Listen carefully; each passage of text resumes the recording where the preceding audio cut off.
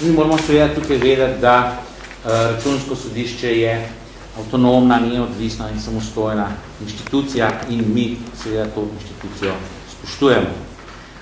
Drugo, kar bi rad povedal, da smo neprestano, ko se je pripravljalo to poročilo za Računskim sodiščem sodelovali, da so bili ti kontakti plodni, veliko odprtih zadev smo razrešili, nekatera vprašanja, o nekaterih vprašanjih pa imamo različna mnenja in seveda to naše mnenje bi radi seveda danes tudi pojasnili.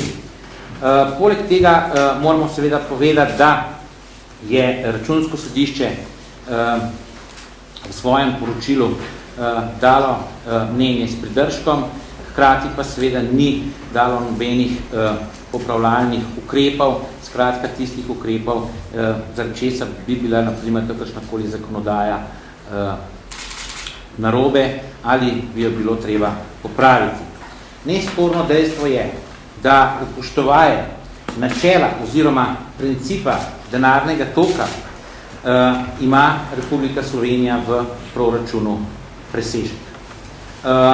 To ni rezultat nekega kreativnega knjigovodstva, to ni niti rezultat tega, da bi katerekoli podatke želeli prikriti, skriti, da bi se šli katerekoli skrivalnice.